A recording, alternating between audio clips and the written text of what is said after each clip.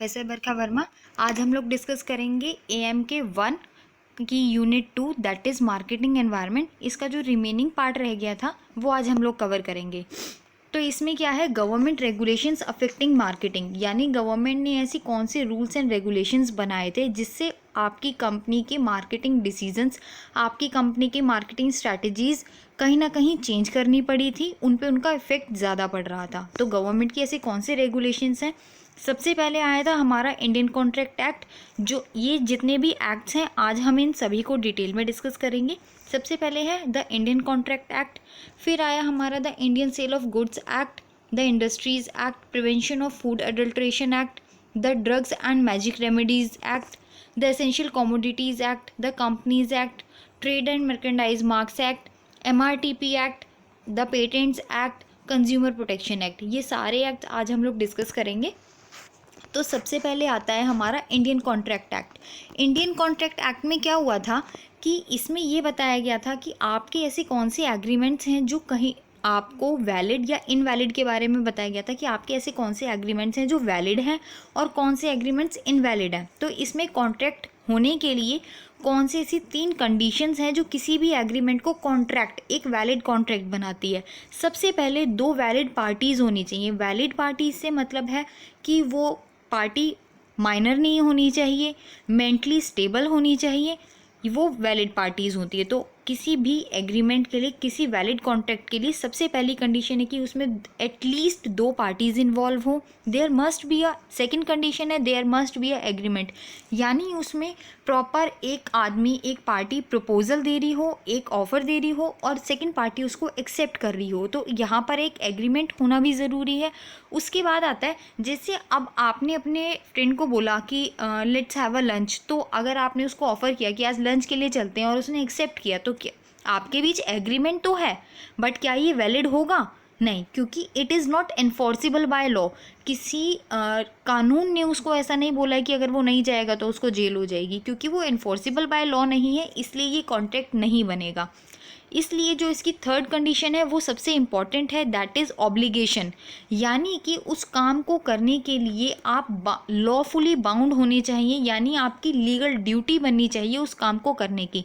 जब ये तीनों कंडीशंस किसी एग्रीमेंट, किसी कॉन्ट्रैक्ट में होती हैं तभी वो एक वैलिड कॉन्ट्रैक्ट बनता है, यानी 2 पार्टीज़ हों, उनके बीच एक एग्रीमेंट हो और वो एनफोर्सिबल बाय लॉ हो, यानी उसमें ऑब्लिगेशन हो, उस काम को करने की एक लीगल ड्यूटी हो, तभी आपका एक एग्रीमेंट वैलिड कॉन्ट्रैक्ट बनता है। और ये सभी स्टेट्स में एप्लीकेबल है। और इसके बाद आया था हमारा Indian sale of goods act. Indian sale of goods act में क्या होता है, आपके गुड्स की 2 तरीके के होते हैं, मूवेबल गुड्स और इमूवेबल गुड्स। इमूवेबल होता है जैसे आपका घर है, आप इसको लेकर के कहीं नहीं जा सकते ना, तो ये इमूवेबल है। मूवेबल होता है जैसे आपकी कॉपी, पेन, आपका मोबाइल, चार्जर, ये सब मूवेबल प्रॉपर्टी है, मूवेबल गुड्स हैं। तो इसमें बहुत सारी चीज़ें हैं जो मूवेबल प्रॉपर्टी में इंक्लूड की गई थी, जैसे आपकी ग्रोइंग क्रॉप्स, जो भी आप खेती बाड़ी करते हैं वो मूवेबल प्रॉपर्टी में आता है।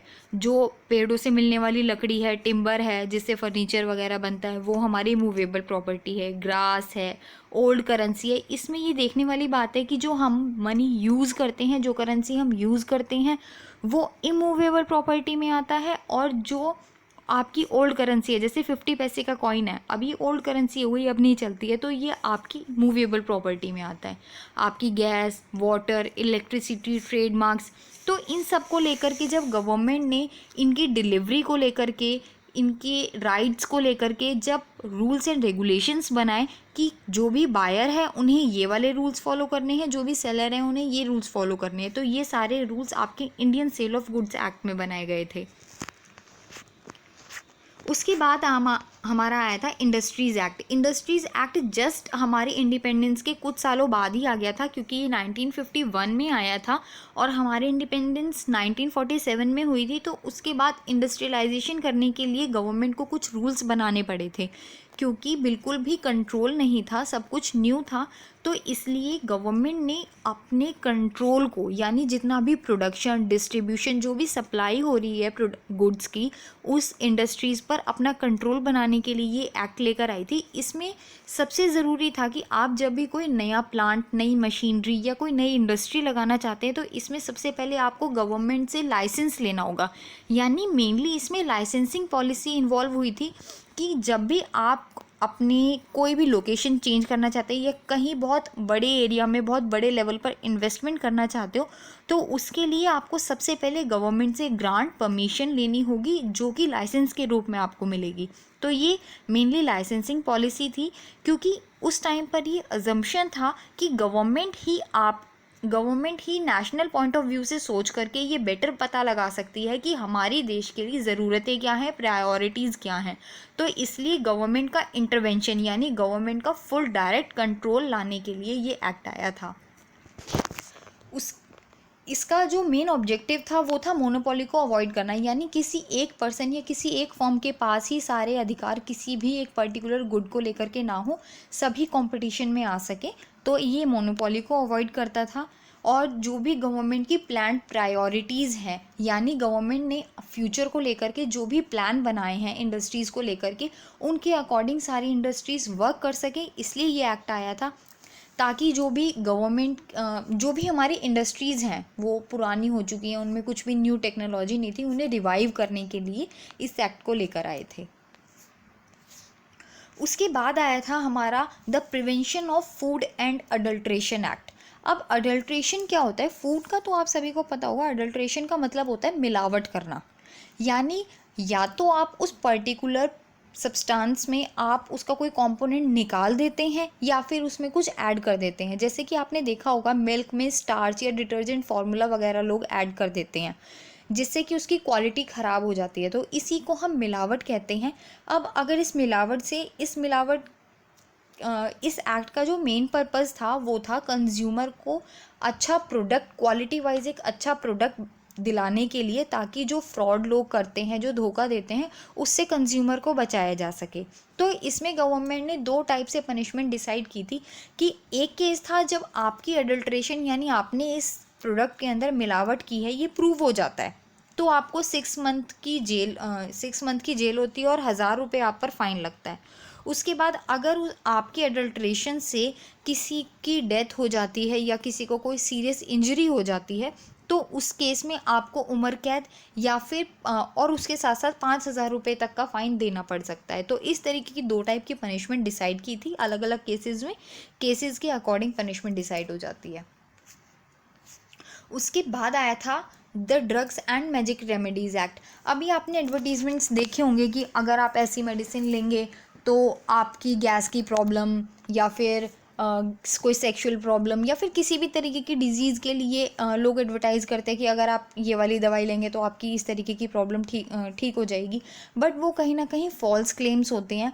तो इन सभी फॉल्स क्लेम को जो भी लोग एडवर्टाइज़ करते हैं, इन सब चीज़ों को रोकने के लिए ये जो है एक्ट आया था। क्योंकि ड्रग्स का मतलब होता है कि वो कोई भी चीज़ जो आप इनटेक कर रहे हैं एक्सटर्नली या इंटरनली, तो आप मेडिसिन ही लेते हैं ज़्यादातर।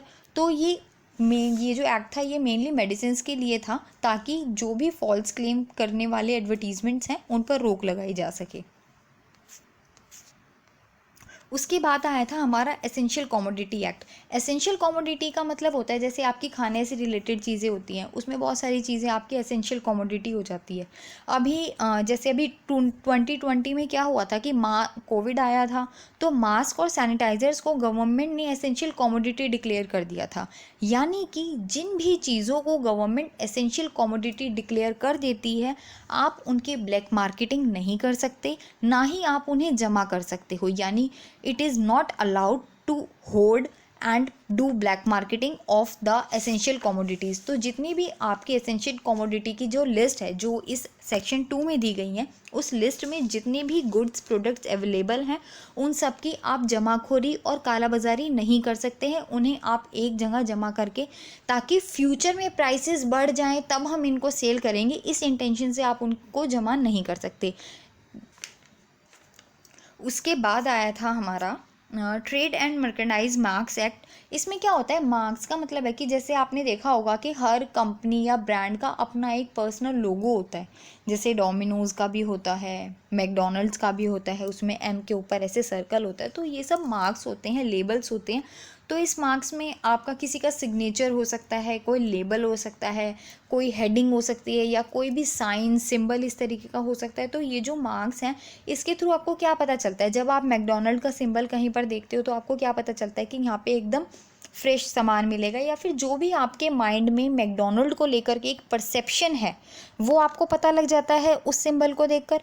तो ये जो सिंबल है ये कोई मिसयूज़ ना कर सके, इसके लिए गवर्नमेंट ने एक एक्ट निकाला था कि आप उसमें अपना सिंबल रजिस्टर करा सकते हो, ताकि और कोई इसको मिसयूज़ ना कर सके, यानी अपने किसी गलत प्रोडक्ट में उसको यूज़ ना कर सके।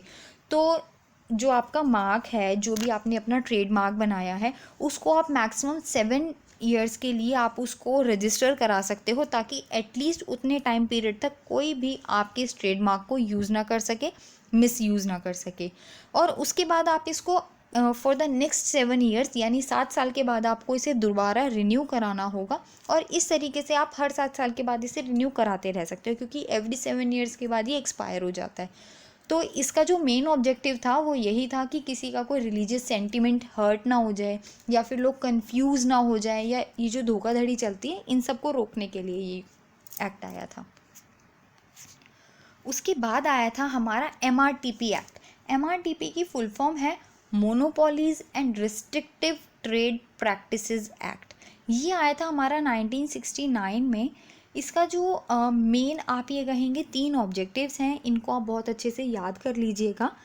सबसे पहले है आपका MTP, RTP एंड UTP। ये एक न्यूमोनिक के तरीके से आप इसको याद कर सकते हो। सबसे पहले था prohibition of monopolies trade practices, यानी कि ऐसी ट्रेड प्रैक्टिसेस जो कहीं भी इकोनॉमिक कंसंट्रेशन ऑफ पावर, यानी कि किसी एक पर्सन के पास सारी जो पावर है इकोनॉमिकली, यानी मनी की टर्म्स में जो भी पावर है, वो किसी एक पर्सन या एक पर्टिकुलर रीजन तक ही ना रह जाए, वो ऑल ओवर कंट्री सबको उसका बेनिफिट मिले। तो ये इस चीज़ के ऊपर रोक लगाता है कि मोनोपोली क्रिएट नहीं होनी चाहिए, यानी किसी एक पर्सन के पास सारी पावर नहीं होनी चाहिए।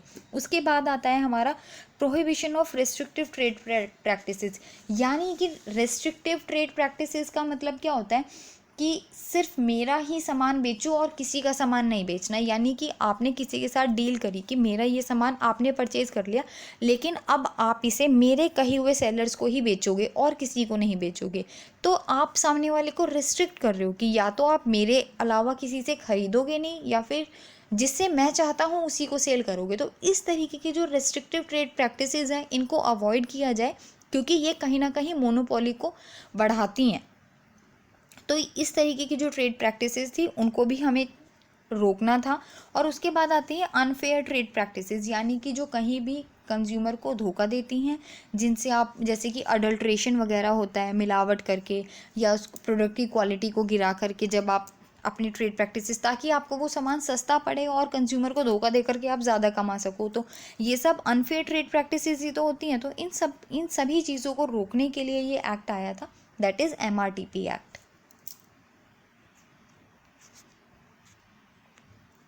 उसके बाद आया पेटेंट एक्ट। पेटेंट एक्ट क्या होता है कि जब भी आप कोई भी इंसान होता है वो कोई नई इन्वेंशन करता है, तो वो अपना जो अपना काम है उसको पेटेंट करा लेता है।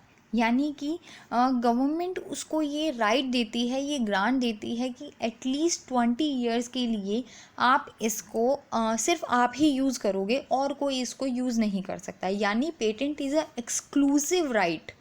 ये एक एक्सक्लूसिव राइट है to own, use and dispose of an invention for a specified period, यानी कि किसी एक पर्टिकुलर स्पेसिफाइड पीरियड के लिए। यानी कि जैसे सपोज 20 ईयर्स है, तो उस टाइम तक स्पेसिफिकली आपकी मर्ज़ी के बिना आपके उस काम को, आपकी उस टेक्नोलॉजी को कोई और यूज़ नहीं कर सकता। तो ये होता है पेटेंट एक्ट, क्योंकि इन्वेंटर को भी तो बेनिफिट मिलना चाहिए ना। अगर उसने अपनी मेहनत करके इन्वेंशन की है तो उसको ये बेनिफिट मिलता है कि उसकी परमिशन के बिना उसकी इस टेक्नोलॉजी को कोई यूज़ नहीं कर सकता, वो पेटेंट करा लेते हैं। उसके बाद आया आपका consumer protection act. Consumer protection act में सबसे पहला जो मेन ऑब्जेक्टिव था वो था कंज्यूमर के साथ जो भी फ्रॉड होता है, जो भी फॉल्स क्लेम्स करके उन्हें झांसे में ले लिया जाता है, उन सब से उसको बचाना। यानी आपने देखा होगा कि बहुत से एडवर्टीजमेंट्स आते हैं, वो दिखाते हैं कि हमारे प्रोडक्ट में इतने सारे इंग्रेडिएंट्स हैं, हमारा प्रोडक्ट यूज़ करोगे तो आपको ये सारे बेनिफिट्स मिलेंगे। तो इस तरीके के जो फॉल्स क्लेम्स करते हैं जो एडवर्टीजमेंट्स, उन पर रोक लगाने के लिए ये एक्ट आया था। इन केस आपको किसी भी प्रोडक्ट से, किसी भी एडवर्टीजमेंट से आपको कहीं भी किसी भी तरीके की कोई परेशानी होती है तो इसके लिए प्रॉपर कंज्यूमर काउंसिल्स बनाई गई थी, जहाँ पर जाकर के आप अपनी जो भी शिकायतें हैं वो दर्ज करा सकते हैं और उसके लिए प्रॉपर फिर उसके अगेंस्ट काम भी किया जाता है। तो ये एक्ट आजकल ऑनलाइन हो गया है, आप प्रॉपरली ऑनलाइन आप ऑब्जेक्शंस, आप क्लेम्स डाल सकते हैं कि आपको किसी के भी प्रोडक्ट से कहीं भी कोई प्रॉब्लम होती है तो आप कंज्यूमर सेल में जाकर के बात कर सकते हैं। तो जितने भी कंज्यूमर के डिस्प्यूट्स थे वो कंज्यूमर काउंसिल्स में सेटल किए जाते थे। उनका जो भी रिड्रेसल है वो सब वहाँ पर आप किसी भी पब्लिक ऑर्गेनाइजेशन के अगेंस्ट भी अगर आपको उनसे कोई भी किसी भी तरीके की प्रॉब्लम है तो आप यहाँ शिकायतें दर्ज करा सकते हैं। तो यही रेगुलेशंस थी जो आपकी मार्केटिंग के डिसीजन को अफेक्ट करती हैं, क्योंकि आप जब अपना प्रोडक्ट मार्केट में लॉन्च करोगे तो आपको गवर्नमेंट की रेगुलेशंस पता होनी चाहिए, तभी आप एक अच्छी मार्केटिंग स्ट्रैटेजी डेवलप कर सकते हैं। नेक्स्ट यूनिट में हम लोग नेक्स्ट यूनिट जो है नेक्स्ट वीडियो में कवर करेंगे, जिसका नाम है मार्केट्स एंड मार्केट सेगमेंटेशन। तो ये जो है हम नेक्स्ट वीडियो में कवर करेंगे। और अगर इसी तरीके की वीडियोस आप चाहते हैं तो कमेंट बॉक्स में आप अपने सजेशंस दे सकते हैं और लाइक सब्सक्राइब करना ना भूलें। Thank you.